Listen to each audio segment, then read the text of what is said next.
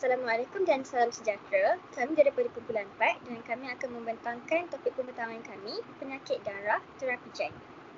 Penyakit darah merupakan sekumpulan gangguan hematologi yang berpunca daripada kecacatan genetik yang menjejaskan fungsi serta kestabilan sel darah manusia.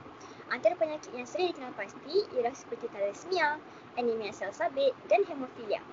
Setiap penyakit ini berpunca daripada mutasi pada gen tertentu seperti yang dijelaskan oleh Weatherall pada tahun 2017 yang menerangkan bagaimana perubahan kecil pada gen boleh memberi kesan yang sangat besar terhadap penghasilan dan fungsi sel dalam darah. Seiring dengan kemajuan pesat dalam bidang bioteknologi, terapi gen kini muncul sebagai satu bentuk rawatan inovatif yang membawa sinar harapan baharu kepada pesakit. Menurut Dunbar dan rakan-rakannya pada tahun 2016, pendekatan ini berpotensi untuk membetulkan mutasi genetik secara langsung di peringkat DNA. Melalui kaedah ini, para penyelidik berusaha untuk memulihkan fungsi normal sel darah serta meningkatkan kualiti hidup pesakit yang selama ini terpaksa bergantung kepada transfusi darah ataupun rawatan konvensional. Terapi gen bukan lagi sekadar satu implan sains sahaja, malah ia kini menjadi simbol harapan baharu dalam dunia perubatan moden. Itu sahaja untuk pengenalan, saya akan serahkan kepada pembentang seterusnya. Saya akan menerangkan tentang faedah dan kegunaan terapi gen bagi penyakit darah, terutamanya bagi pesakit gangguan darah seperti thalassemia. So, first dari segi faedah, terapi gen menggunakan teknologi CRISPR-Cas9 yang sangat spesifik dan bersifat peribadi untuk setiap pesakit. Teknologi ini membolehkan pengubahsuaian gen yang rosak digantikan dengan gen yang sihat. Dan melalui kaedah ni, pesakit bukan sahaja dapat mengurangkan simptom tetapi juga berpotensi untuk sembuh sepenuhnya kerana terapi gen bertindak membentukkan punca utama penyakit pada tahap DNA.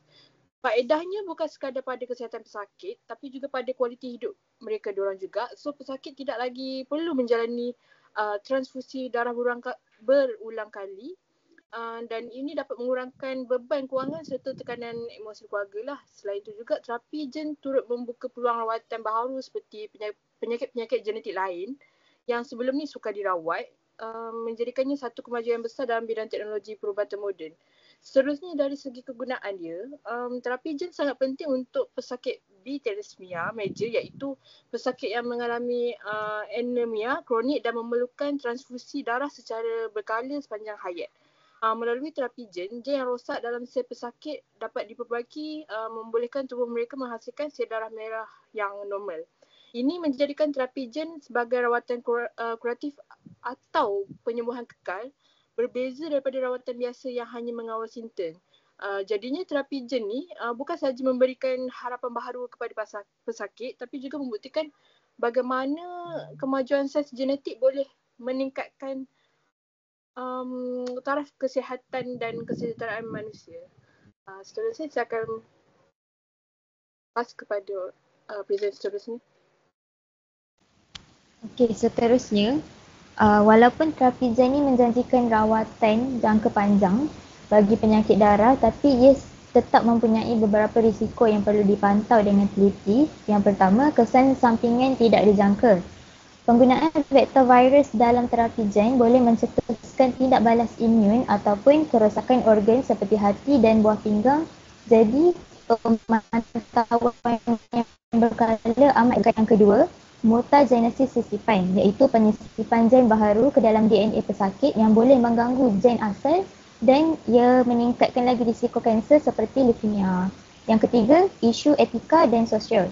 Ia menimbulkan persoalan moral tentang pengubahsuaian genetik serta ketidaksamarataan akses akibat kos rawatan yang tinggi. Yang terakhir, kesan jangka panjang.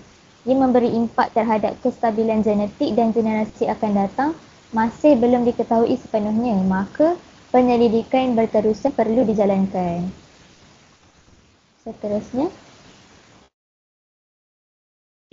Seterusnya, saya akan membentangkan tentang langkah pengawalan bagi terapi gen. Langkah pertama dengan melakukan ujian praklinikal.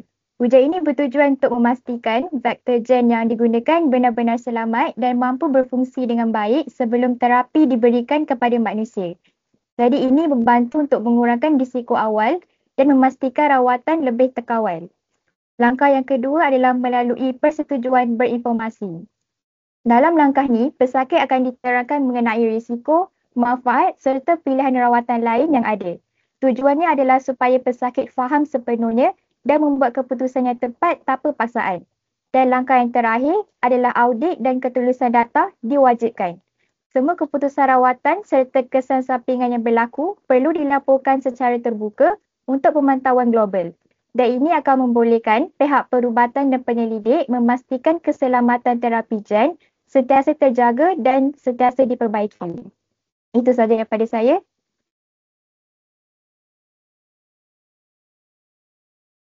Baiklah, kesimpulannya, terapi gen bagi penyakit darah memberikan manfaat besar kepada masyarakat dengan meningkatkan kualiti hidup pesakit dan mengurangkan kebergantungan terhadap stok darah negara. Selain itu, kaedah ini turut membantu mengurangkan beban kos rawatan serta memperkukuhkan kesedaran awam tentang kepentingan bioteknologi dalam kemajuan sains dan perubatan masa hadapan.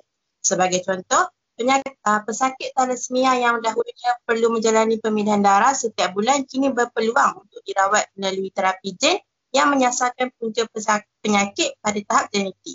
Hal ini bukan sahaja mengurangkan beban keluarga pesakit, malah membantu mengimbangi permintaan terhadap bekalan darah di hospital-hospital kerajaan. Dari sudut masyarakat pula, terapi gen menunjukkan bagaimana produk bioteknologi dapat menyumbang kepada kesejahteraan umum dengan mengurangkan kadar penyakit kronik dan meningkatkan produktiviti tenaga kerja. Dalam jangka panjang, inovasi seperti ini juga mampu membuka peluang pekerjaan baru dalam bidang penyelidikan, perubatan dan industri bioteknologi negara.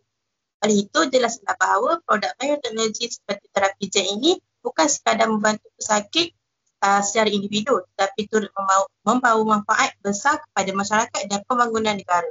Itu sahaja daripada kumpulan kami. Sekian, terima kasih.